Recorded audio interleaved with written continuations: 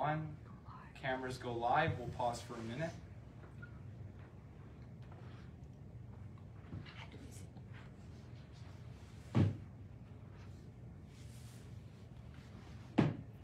Thanks for joining us, everyone. We're just waiting for the rooms to fill.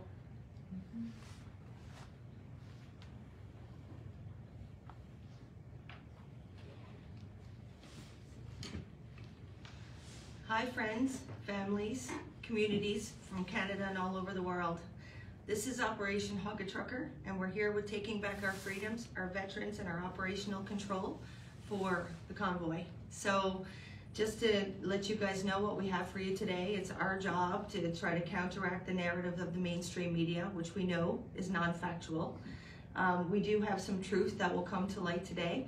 We also have some information on how you can support us and support our initiatives to stand against the emergency mandates. And I'm going to pass this over to Roy because he's got far more important things to say. I think, Dana, you're always more important, at least more fun things to say, that's for sure.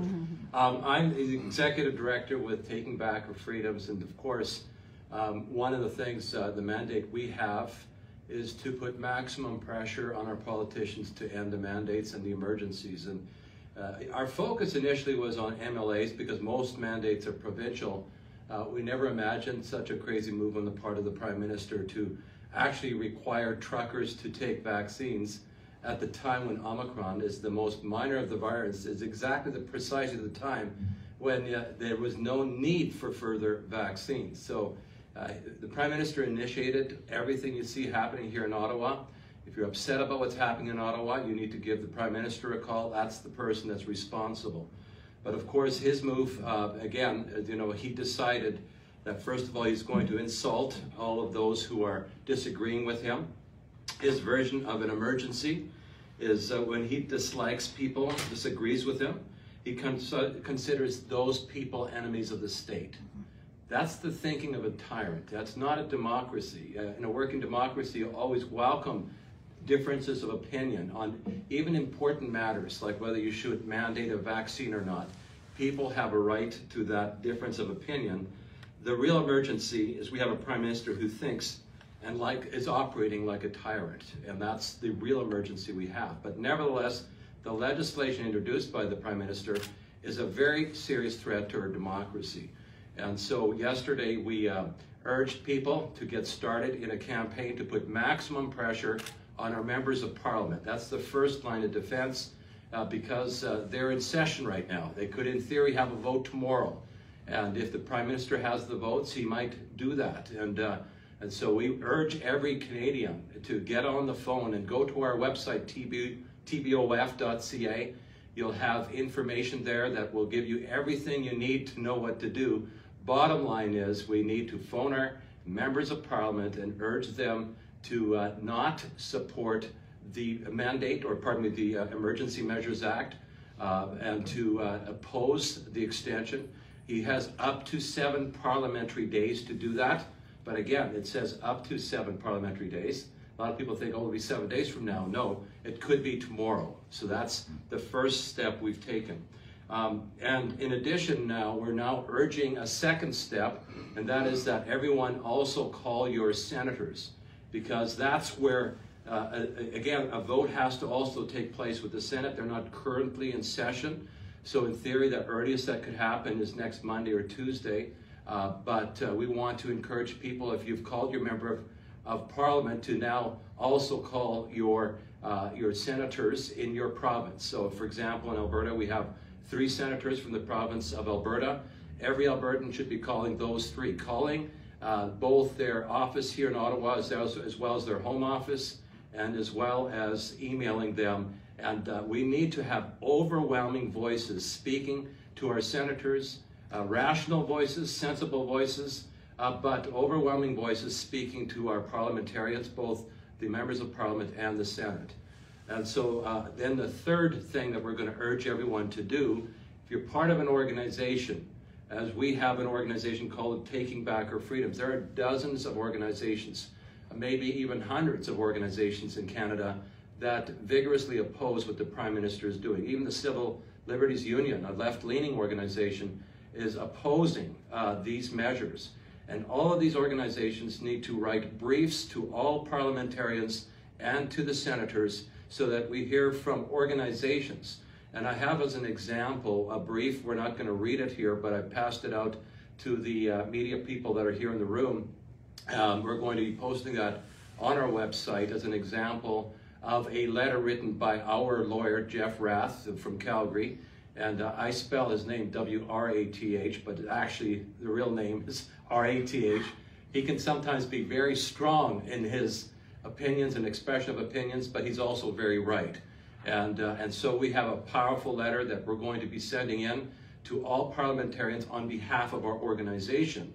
And whatever organization you're part of, the veterans groups, the police groups, the freedom groups of every kind, it's very important for the next few days to get a letter together and send it to every single parliamentarian, every single senator.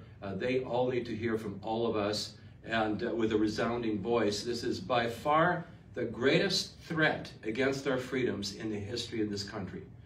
Now, I'm of German background. I know that there was a time when you needed to fight a war twice, actually, against the Germans, but they were on the other side of the ocean at that time. They were a very real threat. The threat we face is a loss of democracy and freedom coming from within. And every person that is concerned about that needs to do everything you can. Others in the past actually literally risked their lives going to war. All we have to do is risk your reputation, possibly your bank account, figure that one out, but do the right thing. We're fighting for freedom. You need courage at this time. You need to know that this is the right thing to do in the right side of history.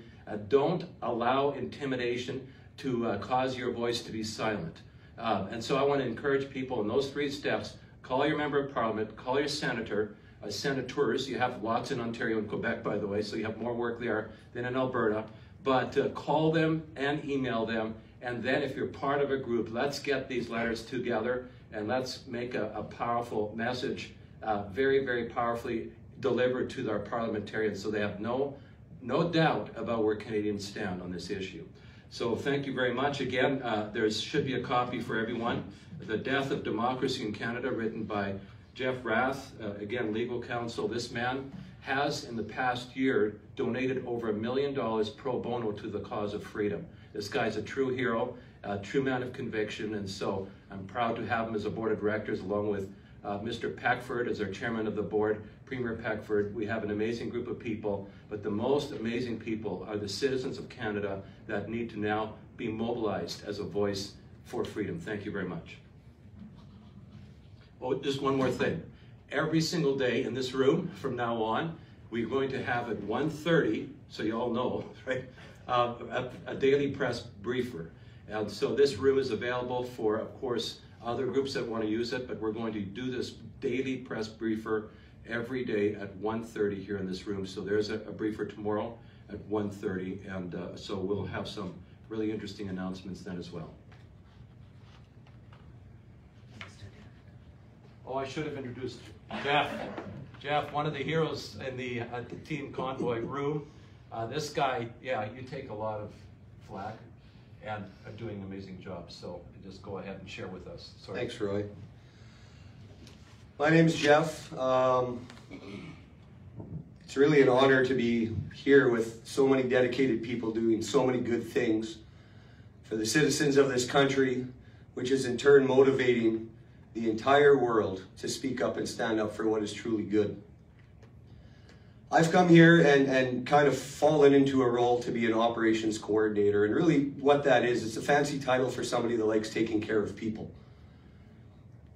So the job or the task that I've been given is to surround myself with incredibly kind and intelligent, dedicated individuals that all work together to make sure that the people who are here in the streets, in their vehicles, in their trucks, stay fed, they stay warm, they stay happy, and they stay safe. And that is really what's happening outside today. The news, the legacy media, as I'll call them, and we're starting to find out that they're nothing but a bedtime story because there's not a lot of reality going on out there today. They throw a lot of noise. They get a lot of people back home nervous. They get a lot of people here nervous. But as long as we stand together and we stay united and we stay peaceful and hopeful, we can move mountains. One person with one pickaxe isn't going to do much, but thousands, hundreds of thousands, millions of people pick up that pickaxe and they all work on the exact same mountain. We're going to move that mountain. It's just going to take time. But I just want to make it clear. I'm part of the team that's boots on the ground every day. I couldn't do it without the support of the members that we have behind us, the veterans, the public support, and the organizers. It's an effort that has to be combined all together. Unity is the message, and together we will rise. But together, we're making sure that everything stays positive. There is no need for any word of emergency here. I mean, if I can find something that's an emergency, all of the garbage that we've collected and centralized is starting to pile up, and I guess we need to get a little bit more city help to get that stuff out of here. I don't know if it's an emergency when food shelters are full of food and they don't know what to do with all of the excess donations. But it's an emergency for us because we don't want food to spoil, so we've increased our reach and we're going outside of the city of Ottawa to other communities. I'm not sure if it's an emergency when people share strong feelings, good conversations, hugs, and love. I would say that's an uplifting, great experience. So the emergency here is false. It's been created by people who want to oppress a message of pure goodness. And let's not stop perpetuating that message. Let's not stop that motion. And you've heard, there's a lot of people that have engaged, probably every single person that's here. If you've got friends and family that have been here, we can all say, people back home, how can I help? What can I do? You have now heard how you can help. Not just being here, but supporting what is going on globally. Knocking on the doors, ringing the bells, making the phone calls, sending the letters, sending the emails to those members of Parliament to let them know that we are truly concerned with what is happening in that house. And it is not right. We can all take action, and we can all stay engaged, and we can all get back to where we need to be, where we want to be, and where we never should have left. And that's free, enjoying everything around us by our own choice and being accepted collectively and respected for the choices that we have. This, for me, has been nothing but healing. And every person you talk to that felt pushed away, put in a corner, and ignored, all found a dark place in their own way. And I've seen it with the conversations that I've had. This is healing. This is a strong message worldwide to anybody that still feels alone. You're not alone. You're absolutely not alone. And we will continue staying here unified, holding the line, peacefully, patiently waiting as citizens of this country to be acknowledged. There is no emergency, but there is a whole lot of love. I'll pass it back to Dana, and thank you. Well done.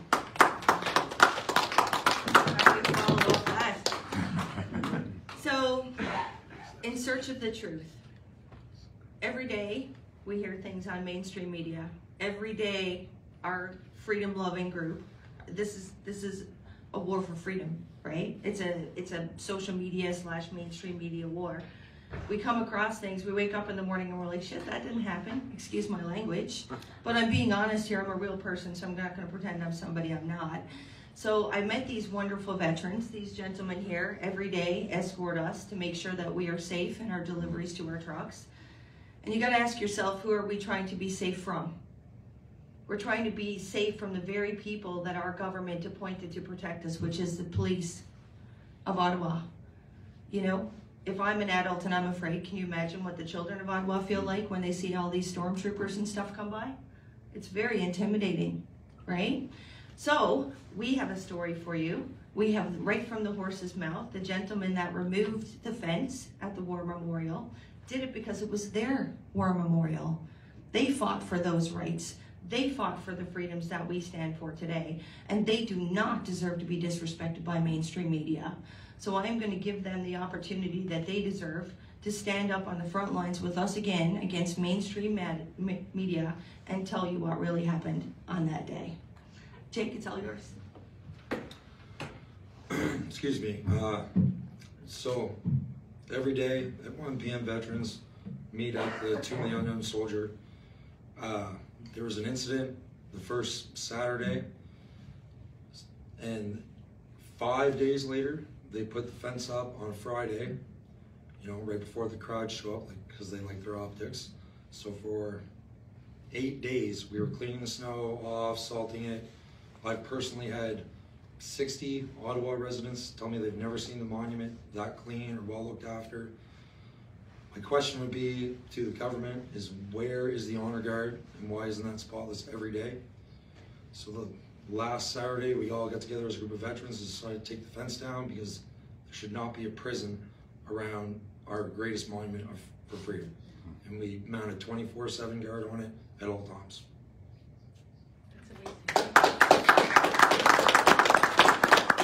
So I'm going to tell you the real truth about what it's like on Ground Zero. There's, you know, we have nothing to be afraid of because we're here for the right reasons and on the right side of history.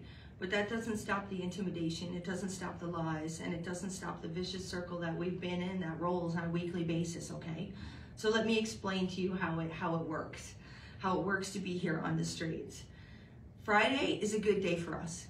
Why? Because we have a huge influx of Native Ontarians that migrate to Ottawa. We know that the government's not going to flex and send their turkeys out with their chests puffed out to intimidate us on the street or to scare our truckers to go home. So we catch a little break between Friday and Sunday. You know, once Tuesday rolls around and the streets get quiet and, you know, we've got 9 and 10 and 12 and 14 and 15 people setting pylons up and, you know, just flexing. I've never seen so much flexing in my life. It's actually ridiculous. They should all go to Gold's Gym and get memberships. If that'd get them out of the streets of Ottawa, I'd be happy. But anyway, I'd like to call on as many people as we can to join us in Ottawa. Bring your children, bring your families. I mean, we've got more protection than anybody. You know, we're all a bunch of freedom lovers here to take care of each other, but we need that presence. We need those eyes to help share the truth to the world. We need the support of the men and women that are in those trucks that are fighting for our freedoms. Now, I'm always about planning fun things. I do have something that I'm going to ask the veterans today if they will give me help with tomorrow evening. I have put a call out, and our group has put a call out for people that I would like to say are casualties of COVID-19 and the war against freedom, right? And the battle that we have to try to reinstall that freedom. And there is voices, much like the veterans and much like everybody else, that has not been represented in our country and all the countries around the world. And those are the victims of the vaccines. Those are the victims of the mental health situations that we have, the increased suicide, the increased addictions, the spousal abuse, the children that are trapped in homes with abusers. We have over 800 people on a very short reach that we've reached out to with stories that will break your heart. Those people have reached out to every mainstream media platform around this country, and I know because I've sent them myself, and they get denied. Why? Because somebody says, I'm just doing my job. If you have to say, I'm just doing my job, you already admit that you know that your moral compass and value is being flexed by money, power, greed, and control. And none of us are about that. So I'm going to ask, with your permission, veterans that stand behind me, if you would join me tomorrow night at 7 p.m. for us to place the new soldiers of the modern freedom wars, pictures and stories at the War Memorial for a candlelight vigil. Is that would that be sanctioned by you guys? 100%. Awesome. If the community would like to join us, we will be at the 12 Soldiers tomorrow at 7 p.m. Feel free to light a candle and put it in your window. Anywhere around the world, you can send us a picture on Hug a Trucker because it all matters. These guys and girls are sat in their trucks scrolling every day looking for positive things and reason to be motivated, you know. So when the turkeys go by with their chests all flexed, they could see little kids with, you know, we're looking for hugs. So that's all I have to say. I don't know if anybody else would like to speak. Yeah, just maybe one thing I think should be mentioned, that the Legal Counsel for Freedom Convoy, together, that his name is Keith Wilson, together with Chris today, did a great little talk about the truth about this legislation the Prime Minister has introduced. There is no reason to fear coming to Ottawa.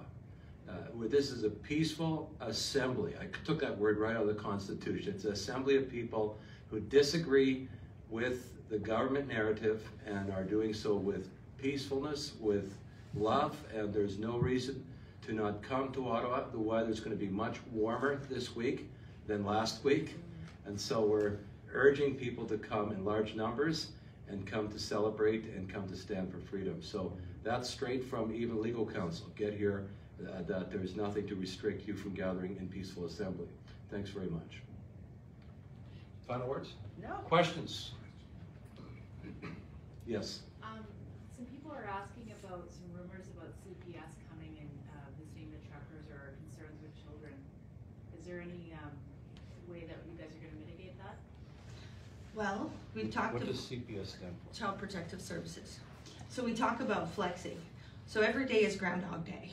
Every day we wake up to false flags where we're either getting smoke grenaded, or somebody's going to come and take children out of cars, or somebody's going to get towed, or somebody's getting a $500,000 fine. This is the story of our life.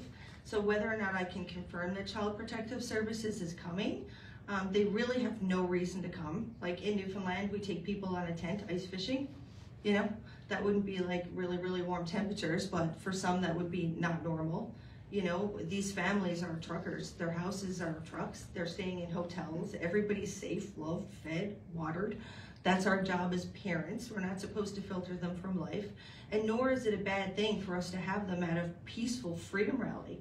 You know, they're no threat at all. We distributed 150 loot bags, and half of them already were like, well, we already got too much stuff, so you can give it to somebody else, you know? So in regards to Child Protective Services, I will let everybody know that, has it happened? No. Is it going to happen? Well, that depends on the kindness and compassion of our government and the kindness and compassion of our police force to follow through on the crimes of our government.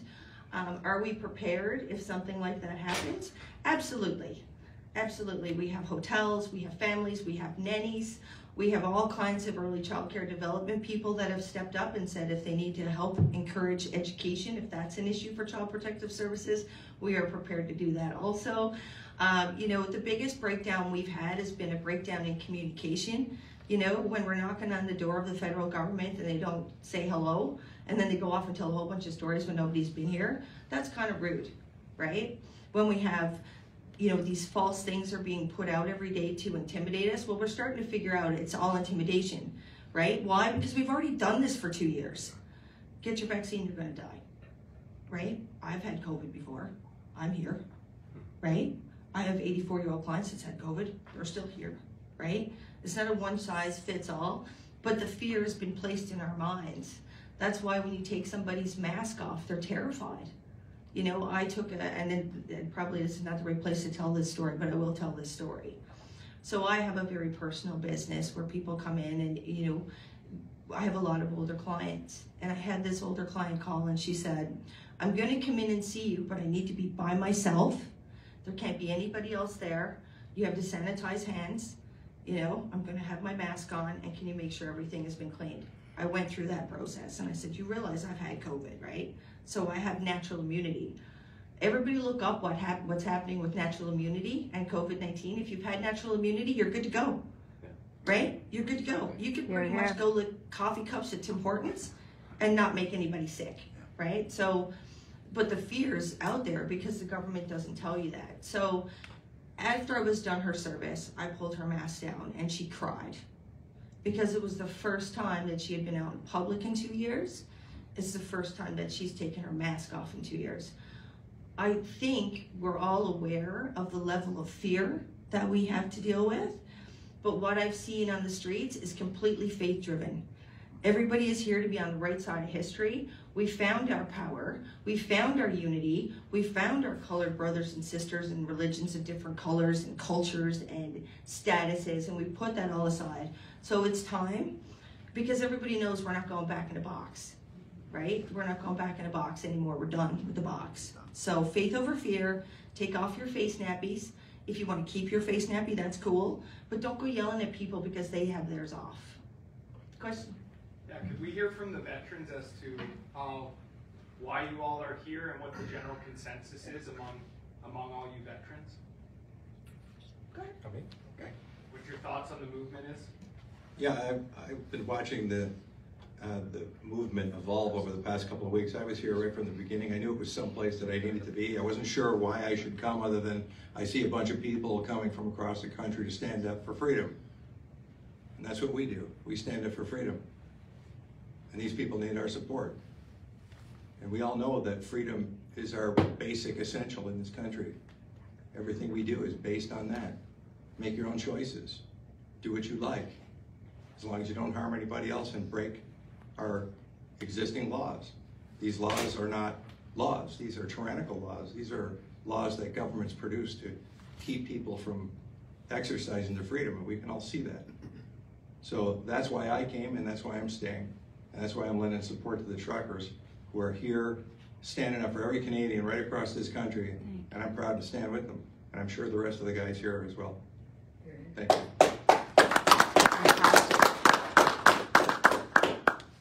Okay, question? I would love to hear you tell about the threat message from the police that have been like giving to every single person today, saying that they can get arrested if they still remain on place. What is your thought about that, and what you would do with this threat? Okay, so the question is about the papers that were distributed today to tell everybody to go home or get fines. My advice is don't go anywhere. I mean, if we're gonna be afraid of a ticket, what are we doing here, right? We're here for freedom and center for the lives of our families. We do have people that are supporting us in regards to like helping take care of these fines. We do have a full legal team that is available to anybody that gets a ticket. So we've got supports in place for that. Once again, it's to create fear and to get people moving, right? Like some bank accounts have been frozen, things like that are happening. That's to sweat us out, starve us out, scare us out. And everybody that's here is not going anywhere. So my advice is get your ticket, make a happy face on it, write your name and phone number on it, call the 1-800 number that we have for the lawyers, and just send it off and try not to worry about it. Yeah, and again, the Keith Wilson video, I think it's on TikTok, he addresses it directly. He said this is not true. What was distributed by the police is misinformation, and he explains the truth that peaceful assembly in this city is permitted. There's been a legal opinion that it's permitted except for the horns, right? The only thing that was not permitted was the horns. Everything else is fine. So that's very clear. And again, that's not my opinion. It's Keith Wilson. And I don't know if you needed to add anything to that, Tom, but are we good? Yeah. Yeah, go ahead. Just for Jeff, can you address anything you guys need operationally that's most critical? I would think the most critical thing we need is just people to come here and be present. We have an abundance of food. We are making smart decisions and safe decisions to keep everybody fueled up, regardless of the powers that be that are trying to stop us. But it's the support. That's the biggest thing we need, is the support. And I mean, just real quick, wrapping it up, if you're local and you can come here and be present, that's great. There's nothing to be fearful of. There's lots of hugs to be had. It's great. But it's the support, and if you can't make it here, it's sending those emails, making those calls, as was discussed previously, to make it known that we're not comfortable with this, we don't support it, and we're not going to put up with it anymore. Yeah. Travis Cross with Not TV. This is for any of the vets. If you're involved in a combat situation where there's fear and psychological misinformation and challenges, how do you find hope? How do you continue the next day?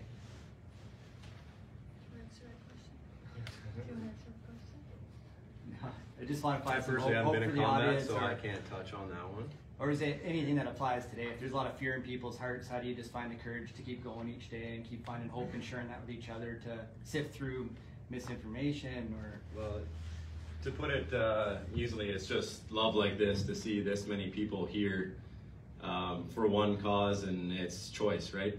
It's to have the choice at the end of the day, whether you want to wear a mask or whether you want to take a vaccine. It's the hope that your brother or sister beside you is going to either at least respect you in your truth, if not stand beside you. Thank you. Yeah.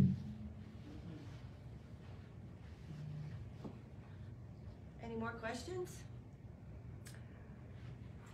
Just a last question. I was just thinking about the people who can actually see their license pull, their company completely blocked and their bank account froze. Some of them have mortgage, family to take care of. Do you have any support, financial support that you can provide to them, or other support to keep them staying here? Well, this freedom protest that's happening in Canada is setting the stage for the world. So we have unlimited resources. And when I mean unlimited, like everybody supports us. We can go out in a day and we can supply many trucks with what they need. The problem is getting the government to stop blocking the funds that were legitimately collected by the community to support these people. But in the meantime, we're good. We're fine. We have a triage fund. We go out every day. We check on everybody to make sure they have what they need. And everybody's working together. I mean, it's grassroots, right? We're all very creative people, so if we don't have the resources at hand, we find the resources, and people are just coming together. So, you know, my advice is just for those that need something, is to make us aware, because we will pull together the community to make sure that they can stay and stand for their freedoms. Thank you all for tuning in. Yeah.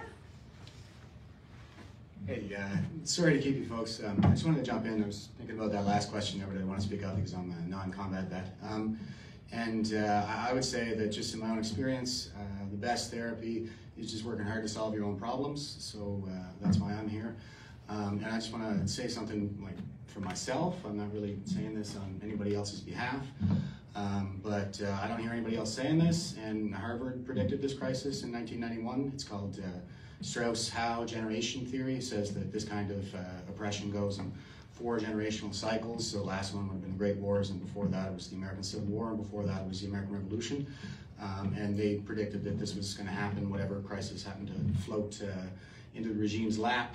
At this particular time, they would exploit and prolong and just kind of exploit the rest of us. And it's because there are only 4 generational archetypes, prophet, nomad, hero, and artist. And the prophet is the one that's born in the immediate aftermath of the previous crisis, so they don't go to war, and they kind of, like, a lot of stuff just kind of happens for them, you know, because they're rebuilding the civilization. It's a time of rebirth and regeneration, and when they reach peak institutional power, as every generation does in their early elderhood, just prior to retirement, they tyrannize us. And that's the boomer generation. They're the same generational archetype as Stalin, and that's kind of what I see happening right now. And you can call me a crackpot or come whatever may, but this is the best I got. I was a really good radar technician back in the day, and when I see the same problem in every single subsystem, as in every single institution, from the university to the military to the press, across the West and across the world, well, I look for the common point, and that's what I see is it's generational. So, but that's just me talking. I'm Jeff Eathley, by the way. Have a good night. Thank you. Thanks, Jeff. Thanks, Jeff. All right. Oh, and before I get accused of polarizing our society even further than it already is, compassionate revolution is obviously the way forward here, guys. It's these are our elders that we're talking about, and we just got to ask them to retire. Okay, that's all. Exactly. So tomorrow night we will be at the 12 Soldiers at 7 p.m. Thank you for attending our briefing. It's your message that resonates around the world. If you're in any country, do your part. Stand up.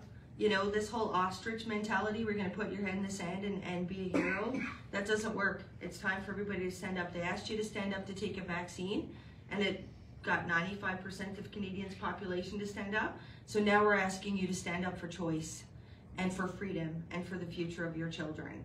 If you want to be a hero, this is how it's done. Thank you very much, and thank you to our veterans. Yeah, thank you.